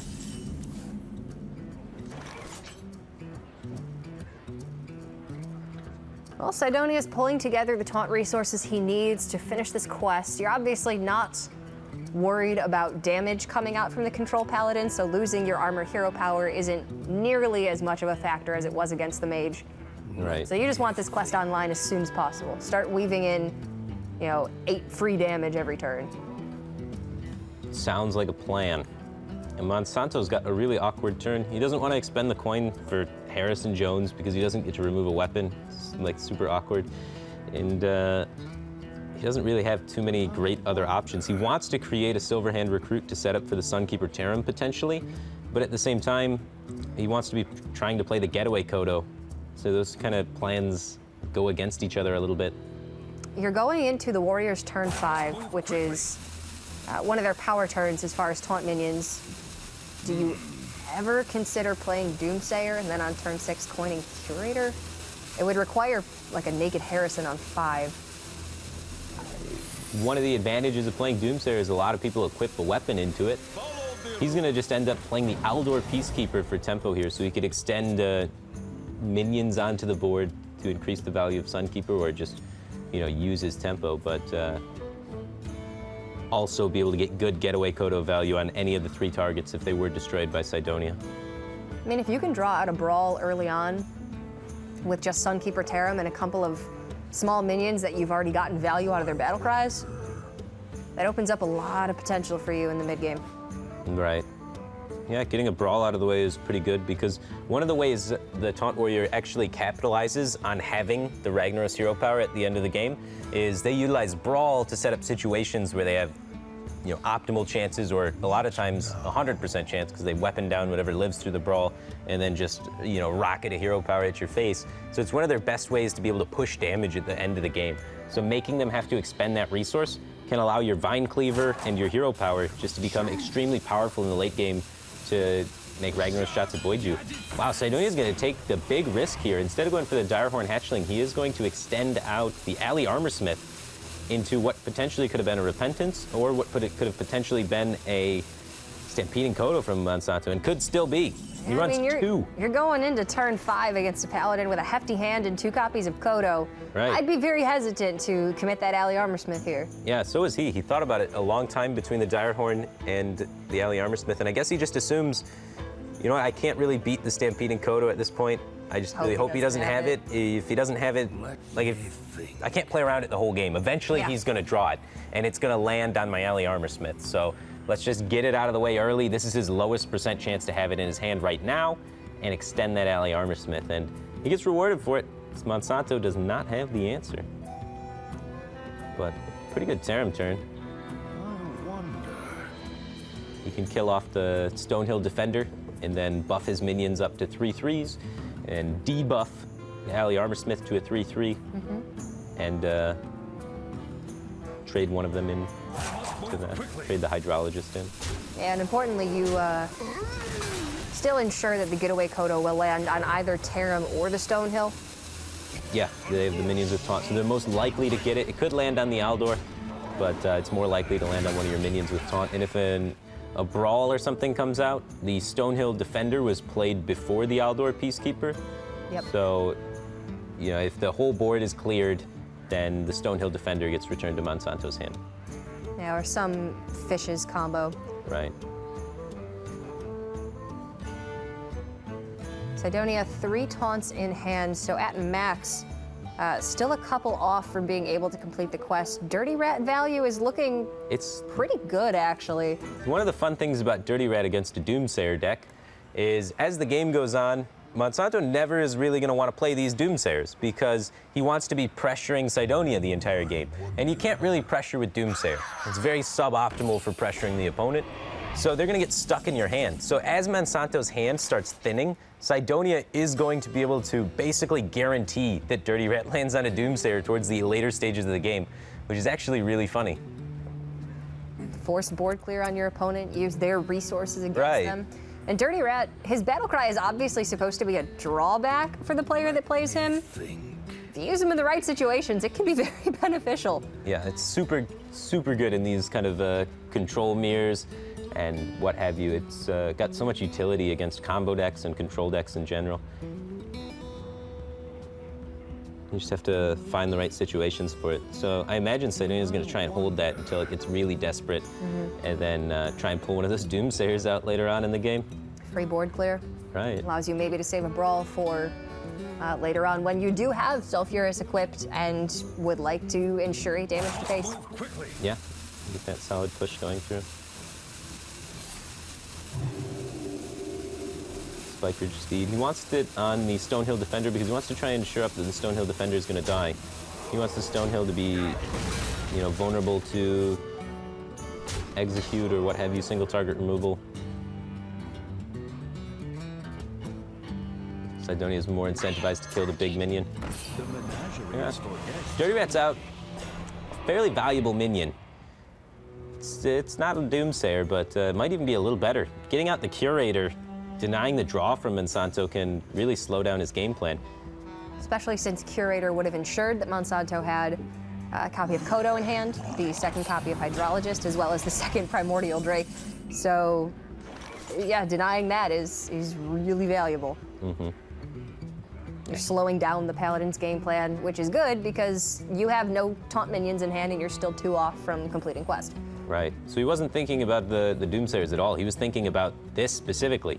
He played the Dirty Rat going into Monsanto's turn 7, where he could try and have the highest chance to get rid of Monsanto's Curator. So he really wanted to hit that Curator with that Dirty Rat, and that's why he had been holding on to it.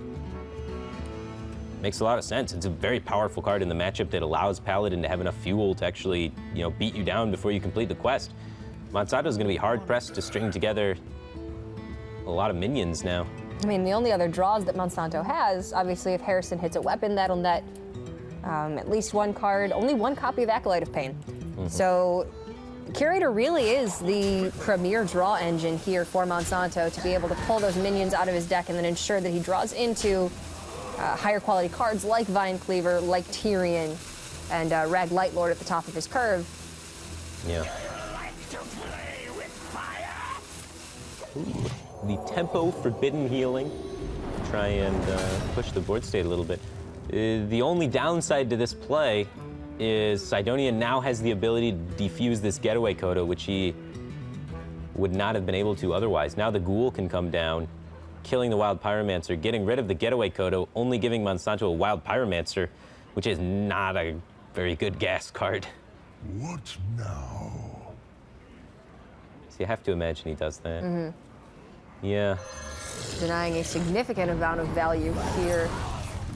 Right, like on the previous turn, it looked bad to have, a 3-2 getting contested by a 2-1 there, but your 3-2 was Sunkeeper Tarim and you had Getaway Kodo up. So it was effectively invulnerable because Cydonia did not really want to give that resource back to you. So I think it was maybe a little bit panicked by Monsanto there.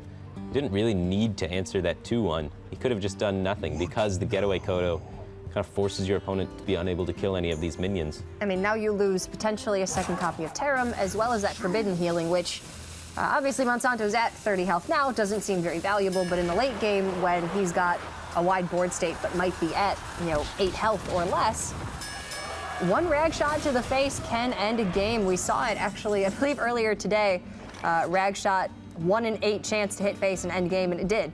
So you want to give yourself the best chance to not be in those situations, in which case Forbidden Healing can be a valuable tool. For sure. Not a valuable tool for killing your opponent, though. No. Monsanto really wants to be the aggressor. He's seen 1 Brawl come out, so he has the ability to maybe try and extend wide on the board and force a second Brawl. He also has the Primordial Drake, which at the moment only damages his own board, so that doesn't seem too appealing, but it is the biggest body he can develop on this turn. You don't really want to throw away Harrison because you know Sulfurous will be there eventually, and you need the card draw now that you've lost Curator. Well, can you afford to wait for the card draw? Maybe you think, hey, if Sulfurous comes down, I'm just going to die. I don't have the resources for this to go long. I don't have Tyrion to race yet. Maybe you just try and go like Hero Power Harrison, hope they don't have anything. Maybe the pressure's just like too that. valuable.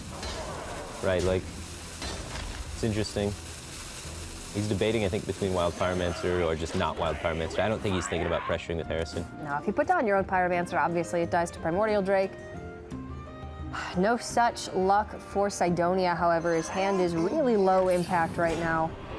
Well, he gets to complete the quest. He picked up 2 taunts, which is fantastic. So I can even take, like, Infested Tauren, put that down alongside an Armorsmith this turn. Try and, get Sulfurous out next turn and just really start pressuring away at Monsanto. things are looking up for him.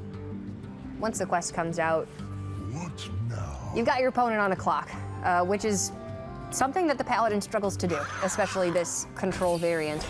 It's great at keeping aggro at bay, but you don't really have finishers. Right, yeah, its finisher is just kind of running you out of stuff and maintaining reasonable amounts of board control. And I guess Tyrion, to some extent, is the big finisher, but a lot of times it's not enough to cut through all of the health of most of the control-leer decks in the metagame. He does have the Vine Cleaver, though, which would be a great pickup to help keep rag shots away from his face if he's a little lucky. Additional copy of Direhorn Hatchling is going to mean there is a second Matriarch in deck for Cydonia, so increasing the density ever so slightly of his draws post-quest completion. Sure. It's definitely a good minion to draw. Well, you can It's a good brawl hero power. Sulfurous hero power. Yeah. And try and connect 8 damage to the face, and the race begins. You could also Ravaging Ghoul Fishes Sulfurous hero power if you don't want to give up the brawl. Sulfurous into the Tarim that lives through the Ghoul Fishes. Right. So then it's which one's more valuable, and how valuable is a 3/3 on the board? I mean, Brawl is the guaranteed clear on larger minions, so I guess this is your more limited removal capability. Right. And you get a 3/3. Yeah, Ghouls are good. ghouls are cool. All right, now the pressure's on. Cydonia has limited minion resources, but 8 damage per turn is going to add up very quickly. All right, that's going to be a way to delay even more. Right, but it's a terrible minion after the quest has been completed, because unless you have a stable board or a Vine Cleaver out, because you just play 1/8/8, 50% of the time it's just going to get destroyed, which is not happy. Doomsayers come down here. Doomsayer can eat a rag shot. I don't know if he's that desperate yet. But yeah, right now, if you don't play Doomsayer, the Ghoul trades with your Silverhand Recruit, and 50% of the time your Harrison dies and your opponent tries to develop behind their hero power, so you start falling behind on board, and things get really sticky really quick. So maybe you do Doomsayer. Move quickly. You Doomsayer, then maybe you can set up for Hero Power Light Lord to develop. Hope for the 33% chance that Light Lord gets killed. Maybe you get a little bit lucky. Hey, why do we want Light Lord to get killed? Or hope that the 30% chance that it does not get killed. Okay, that makes more sense. Yeah, your recruits are so valuable. Yeah. No, 8/8s are good. 33% chance that it gets killed, as opposed to 50%. Right.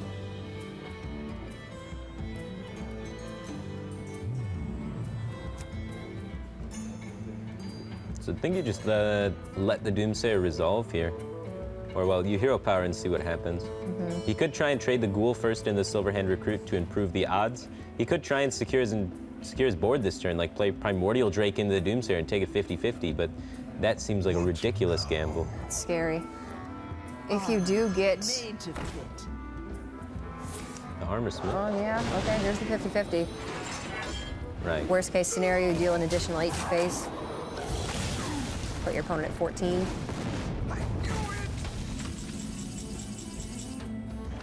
Commits an Armor Smith and a Whirlwind for that.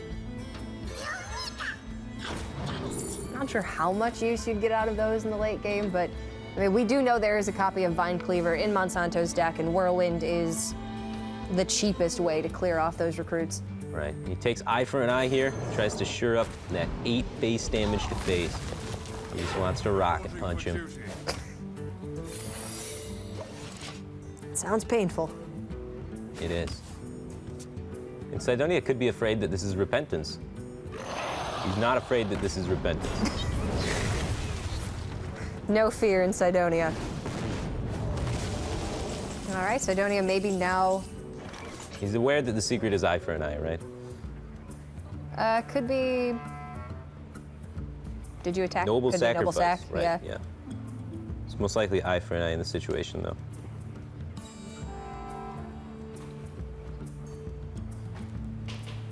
What you could getting through this 4-8's a bummer. Not to mention the fact that fireballs are flying at you, but getting through the 4-8 first is also a bummer. You wish you could develop more at one time. He could try and set up a Doomsayer this turn. I think that might be the play. Because any other way, you just like developing a Light Lord into it's appealing 50% of the time. You definitely want to take the Terram. There's a third Terram of the game. Right. And if you can pick up that Vine Cleaver finally, you could like swing with the Vine Cleaver hero power and then play Terram and create a super powerful board. There's one Brawl left and one Fishes left for Cydonia. So you're starting to get to the point where you can overwhelm the board. He just needs to find that Vine Cleaver, really, just stuff that can generate additional tokens for him. And then he can bait out the Brawl and be in a really solid position. Cydonia would really like draw mechanics here, but I don't think he could even make great use out of them. You have no way to damage your own minions, really, for Battle Rage to be super effective. Well, it's a start to killing your opponent. 2 more of those and he can get there. But the Doomsayer going off gives Monsanto all of the tempo to develop. This is pretty huge. Currently, Cydonia does not have a way to kill the recruit to set up a 50-50.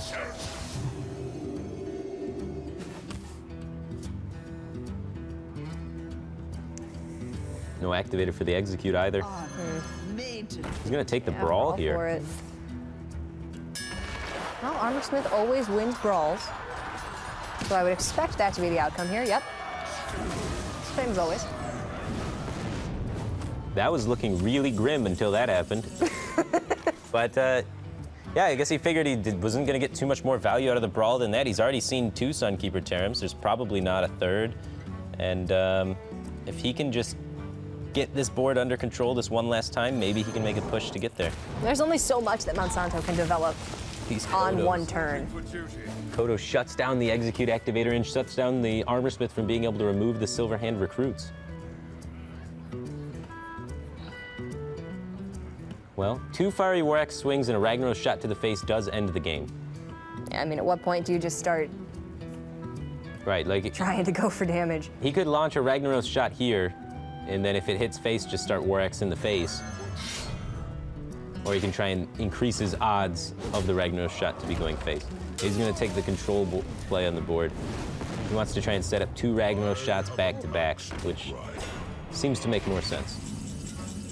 Now you can potentially run War Axe into a minion, execute, and then maximize your chances of Rag Shot going face.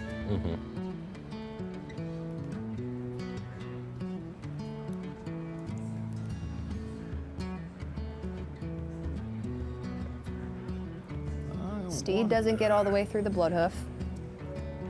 Steed plus Consecrate does, but then half the time you're dead. Good. Hero Power Terram is the largest board state, Right. and it's still only 2 minions, so You could we like know 50% chance to die. a quality Steed hero power. And then you get to save the Terram for a bigger push later since both Brawls are gone. Yeah. It puts out a similar amount of minions. This puts out the most amount of minions, not attacking with the Kodo. Well, this is with Execute and a War Axe to one of the minions. This is a 50% chance for Cydonia to just outright win the game here. Well, he's got a 50% chance before he uses the Execute. Because he could hit the Terram or he could hit the face to win the game. Yeah. So, And then War Axe plus minion goes in. right, if he does it this way, it's still 50% chance. Good. Either you kill him or you clear the board. Either way you look at it. Well, the Vine Cleaver shows up, but a little late. That's the tech in the matchup that he really wanted to find. You can Equality Drake, hope that the Rag Shot hits your Drake, hope that Cydonia draws something useless, Like what? and then start Vine Cleavering him to the dome. Let's look. There's, both Brawls have been used. Battle Rage would still draw him a card. Right. Acolyte of Pain Acolyte of Pain. Yeah. There's the out. Has he used both Sleep with the Fishes? I believe he's used one. So there you go. There's Okay. 2 or 3 Two cards. bad cards. Yeah. The rest of it, however, is good. It's 2 out of 12. So he could 1 in just 6. set up the Spike Ridge Steed, I guess, at like equality and then hero powered Spike Ridge Steed. Move quickly. Either way, you're Pretty ending much up with the 1 minion. Same thing, yeah. Consecrate here into the hero power. Yeah, I guess if the hero power is going to hit your minion, you'd rather it be your 1/1 than your 4/8. So Makes War Axe lethal. there you go. Yeah, it increases the outs by 1 to save the Primordial Drake, which I don't really like because he's never going to use the Primordial Drake anyway in the future, right? Like, when are you going to invest 8 mana into a 4/8? There's nothing else that would really come down, I guess, that Drake could even kill in this case. Cydonia's deck was very dense with minions with high health and just removal. But regardless, Cydonia is going to take the win in this match, 3-1 over Monsanto. That Warrior finally able to get a win in its 3rd game out in the set. And the Paladin looked like it was slightly favored, struggled ever so slightly, and wasn't able to get that large board state at the end to shut down the Rag hero power. So unfortunate for Monsanto, but Cydonia has now taken out both Doc Pone and Monsanto, his fellow representatives at the Montreal Tavern location. Fantastic for him. Congratulations on his 3-1 record. Monsanto down to 2-2, so he's got a bit of a tough road ahead of him. Let's go over to Dan and Kibler on the side set and see what they've got in store